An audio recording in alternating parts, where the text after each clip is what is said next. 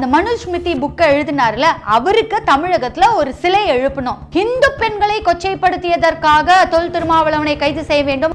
ஜோதிகா வந்து இந்துக்கள் மனதை காயப்படுத்திட்டாரு. ஜோதிகா ஒரு முஸ்லீம், ஜோதிகாவுடைய கணவர் முஸ்லீம் மதத்துக்கு மாறிட்டாரு. விஜய் சேதுபதி இந்துக்கள் மனதை புண்படுத்தி விட்டார். விஜய் சேதுபதியோட வைஃப் ஒரு கிறிஸ்டியன். வட இந்தியாவில் நீங்க இந்த ராமர் இஷ்யூவை எடுத்து பேசுனீங்கன்னா கண்டிப்பா அது உங்களுக்கு வாக்குகளை அள்ளி கொடுக்கும், ஒரு மிகப்பெரிய வெற்றியை ஏற்படுத்தி கொடுக்கும் அப்படின்னு நானும் நம்புறேன். நடிகர் விஜய் அவர் வந்து ஜோசப் விஜய், அவர் எப்படி கோவில் கட்ட வேண்டாம் மருத்துவமனை கட்டலாம் அப்படின்னு சொல்லலாம். மறுபடியும் இந்த மத ரீதியான விஷயங்களை மட்டுமே அவங்க தொடர்ந்து செஞ்சுக்கிட்டே இருக்கிறாங்க. அப்படிங்கும் போதுதான் அவ்வளோ ஒரு கோபம், அவ்வளோ ஒரு ஆத்திரத்தை ஏற்படுத்துது.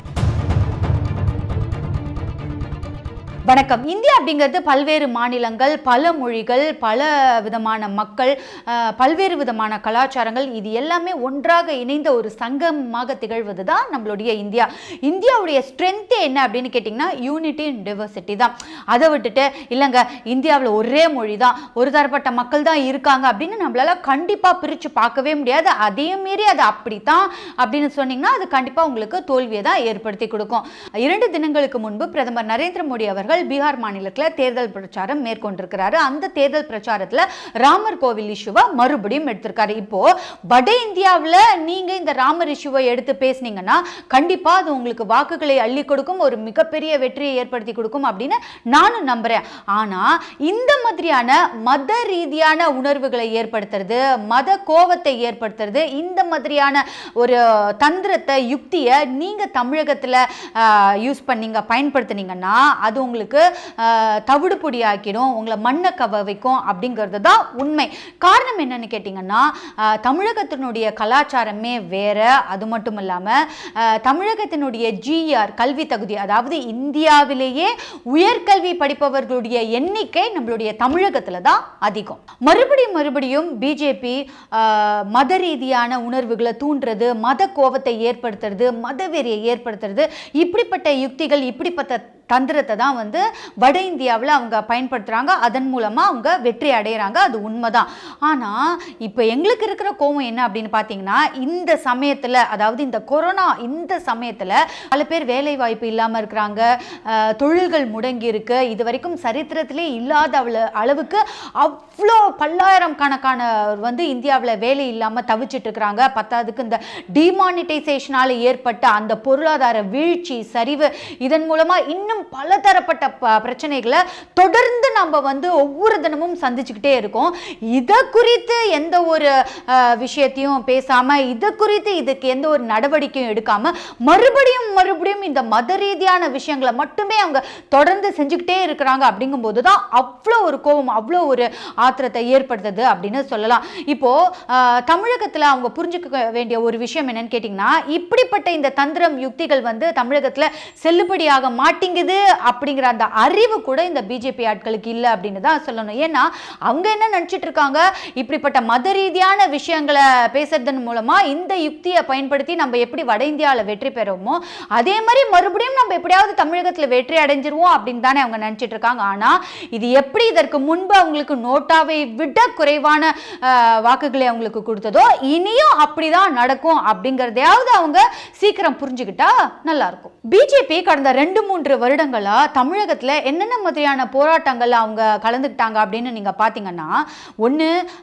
ஜோதிகா வந்து இந்துக்கள் மனதை காயப்படுத்திட்டாரு, ஜோதிகா ஒரு முஸ்லீம், ஜோதிகாவுடைய கணவர் முஸ்லீம் மதத்துக்கு மாறிட்டாரு அப்படின்னு சொல்லி அதுக்கு ஒரு போராட்டம் நடத்தினாங்க. அடுத்தது விஜய் சேதுபதி இந்துக்கள் மனதை புண்படுத்தி விட்டார், விஜய் சேதுபதியோட வைஃப் ஒரு கிறிஸ்டியன் அப்படின்னு சொல்லி அதுக்கு ஒரு போராட்டம் நடத்தினாங்க. நடிகர் விஜய் அவர் வந்து ஜோசப் விஜய், அவர் எப்படி கோவில் கட்ட வேண்டாம் மருத்துவமனை கட்டலாம் அப்படின்னு சொல்லலாம், இதனால இந்துக்கள் மனதை அவர் காயப்படுத்திட்டார் அப்படின்னு சொல்லி அதுக்கு ஒரு போராட்டம் நடத்தினாங்க. நடிகர் சிவகுமார் அவர் வந்து இந்துக்கள் மனதை காயப்படுத்திட்டார், கவிஞர் வைரமுத்து இவரும் இந்துக்கள் மனதை காயப்படுத்திட்டார் அப்படின்னு சொல்லி தொடர்ச்சியா இதுக்கெல்லாம் போராட்டம் நடத்தினாங்க. இப்படி சினிமா நடிகர் நடிகைகள் மீதும் சினிமா துறையில் இருக்கிறவங்க மீதும் போராட்டம் நடத்தினாங்க. அது மட்டும் கிடையாதுங்க, நெல்லை கண்ணன், சுகி சிவம் இவங்கெல்லாம் எப்படிப்பட்ட ஒரு பண்பான மனிதர்கள், ஒரு நல்ல மனிதர்கள் அப்படின்றது நம்மளுக்கு தெரிஞ்ச விஷயம் தான். அவங்களையும் விட்டு வைக்கல, அவங்களும் இந்துக்கள் மனதை காயப்படுத்தி விட்டார்கள் அப்படின்னு சொல்லி அவங்க மேலேயும் வந்து போராட்டம் நடத்தினாங்க. இப்படி ஒரு பக்கம் போராட்டம் நடத்தினாங்களா? இன்னும் என்னென்ன மாதிரியான போராட்டங்கள் நடத்தினாங்க அப்படின்னு பார்த்தீங்கன்னா, திருவள்ளுவர் புகைப்படத்துக்கு காவி உடை அணிவிப்பது, எம்ஜிஆர் சிலைக்கு காவி உடை அணிவிப்பது, அது மட்டும் இல்லாமல் பெரியார் சிலைக்கு அண்ணா சிலைக்கு காவி நிறத்தை பூசுவது, அண்ணா சிலைக்கு பக்கத்தில் காவி கொடி ஏற்றுவது அப்படின்னு தொடர்ச்சியா இந்த மாதிரியான விஷயங்கள்ல தான் கவனத்தை செலுத்தி தமிழகத்தில் பிஜேபி வந்து போராட்டம் நடத்திட்டு இருந்தாங்க. சில தினங்களுக்கு முன்பு பார்த்தீங்கன்னா தொல் திருமாவளவனை கைது செய்ய வேண்டும் அப்படின்னு சொல்லி ஒரு மாபெரும் போராட்டம்ன்ற பேரில் பின்னாடி ஒரு 4-5 பேரை உட்கார வச்சு குஷ்பு வந்து ஒரு போராட்டம் நடத்தினாங்க. இதில் நீங்கள் எல்லாருமே குறிப்பிட்டு கவனிக்க வேண்டிய விஷயம் என்னன்னு கேட்டிங்கன்னா, சில தினங்களுக்கு முன்பு நடிகை குஷ்பு தனிப்பட்ட முறையில் பேட்டி கொடுக்கும்போது அவங்க என்ன சொல்லியிருக்கிறாங்க அப்படின்னா, பெண்களை இழிவுபடுத்தியதற்காக தொல் திருமாவளவனை கைது செய்ய வேண்டும் அப்படின்னு சொல்லி ஜெனரலைஸா பேசியிருக்காங்க. ஆனா கட்சி சார்பா மாபெரும் கூட்டம் சொல்லி 4-5 பேரை உட்கார வச்சு பேசினாங்களா, அந்த சமயத்துல பக்கத்துல இருந்தவர் இந்து பெண்களை கொச்சைப்படுத்தியதற்காக தொல் திருமாவளவனை கைது செய்ய வேண்டும் அப்படின்னு சொல்லி அவர் கூவுறாரு. பக்கத்துல இவங்களும் சேர்ந்து அவங்க கூட சேர்ந்து இந்து பெண்களை கொச்சைப்படுத்தியதற்காக அப்படின்னு சொல்லி அது எதுக்கு ஸ்ட்ரெஸ் பண்ணி இந்து பெண்களை அப்படின்னு சொல்லணும்? நீங்க அந்த மதத்தை சார்ந்து நீங்க வந்து கேவலப்படுத்தல, ஆனா ஒரு பெண்ணை நீங்க கேவலப்படுத்துறீங்க.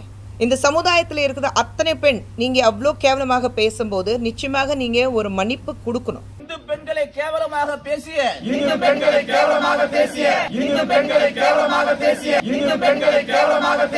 தொல் திருமாவளவனை கைது செய். நீங்க அந்த மதத்தை சார்ந்து நீங்க வந்து கேவலப்படுத்தல, ஆனா ஒரு பெண்ணை நீங்க கேவலப்படுத்துறீங்க. இந்த சமுதாயத்தில் இருக்கிற அத்தனை பெண் நீங்க அவ்வளோ கேவலமாக பேசும்போது நிச்சயமாக நீங்க ஒரு மன்னிப்பு கொடுக்கணும். நீங்க தனியா இருக்கும்போது பெண்களை இழிவுபடுத்துது அப்படின்னு சொல்லி ஜெனரலைஸா பேசுனீங்க. கட்சின்னு வரும்போது எதுக்காக நீங்க இந்து பெண்கள் அப்படிங்கிற ஒரு வார்த்தையை பயன்படுத்தினீங்க?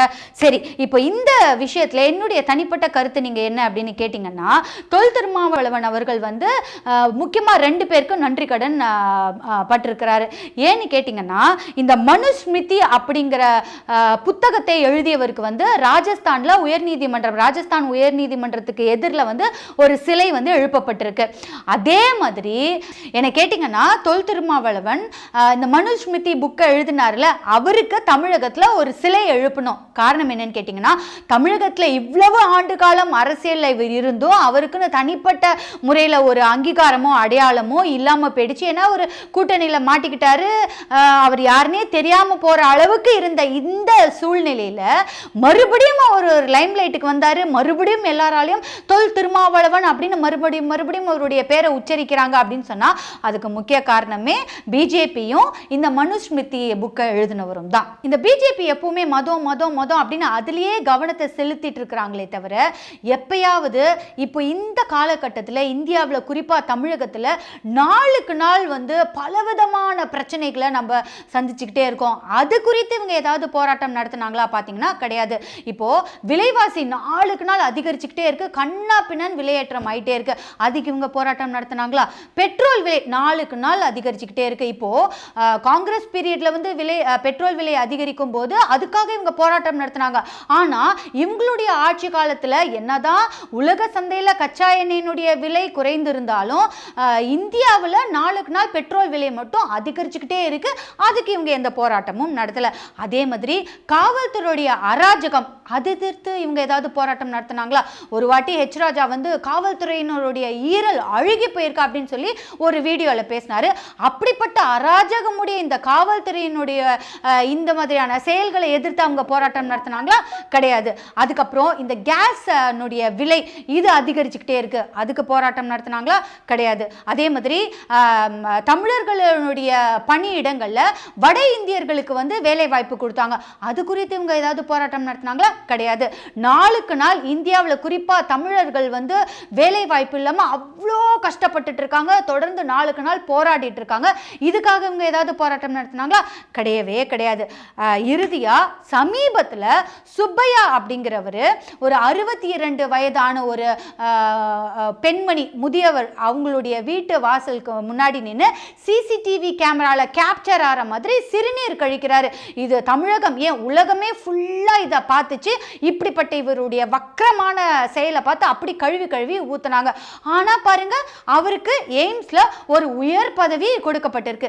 இதுக்காக இப்படிப்பட்ட ஒரு வக்கரக புத்தி இருக்கிற ஒரு சுப்பையாவுக்கு இப்படிப்பட்ட ஒரு உயர் பதவி கொடுத்துருக்காங்களே, இதுக்காக நீங்க எதுக்காவது போராடினீங்களா? ஆக மொத்தத்துல தொல் திருமாவளவன் அவர்கள் இந்த மனுஸ்மிருதி அப்படிங்கிற புத்தகத்துல என்ன எழுதப்பட்டிருந்தது அப்படின்னு தான் அவர் சொன்னாரே தவிர, ஆனா பிஜேபி அது ரொம்ப தந்திரமா ஒரு யுக்தியா பயன்படுத்தி இது ஒரு அரசியல் ஆதாயத்துக்காக வேணும்னே அவர் வந்து இந்து பெண்களை கொச்சைப்படுத்தி இழிவுபடுத்தி பேசிட்டாரு அப்படின்னு சொல்லி ஒரு பெரிய போராட்டம்லாம் நடத்திட்டு இருக்கிறாங்க. இதன் மூலமா தமிழக மக்கள் வந்து அப்படியே பிஜேபியை வந்து தலையில தூக்கி வச்சு கொண்டாடுவாங்க, வாக்குகளை அள்ளி கொடுப்பாங்க அப்படின்ற ஒரு யுக்தியை பயன்படுத்தி தான் இந்த களத்தில் இறங்கி இருக்கிறாங்க. ஆனா அவங்க புரிஞ்சுக்க வேண்டிய ஒரு விஷயம் என்னன்னா, இப்படிப்பட்ட யுக்திகள் மூலமாகவும் தமிழகத்துல பாஜகவுக்கு இடம் கிடைக்காது அப்படிங்கிறத புரிஞ்சுக்கணும். ஆனா அதற்கு பதிலாக இவங்க பண்ண விஷயம், ஒரு நல்ல விஷயம் என்ன தெரியுமாங்க, காணாம போக வேண்டிய தொல் திருமாவளவனை இப்படிப்பட்ட இந்த ஒரு விஷயத்துக்காக பேசி அவரை வந்து மறுபடியும் மக்களுடைய வெளிச்சத்துக்கு மக்களுடைய பார்வைக்கு கொண்டு வந்துட்டாங்க அப்படிங்கிறது தான் மறுக்க முடியாத உண்மை. நன்றி, வணக்கம்.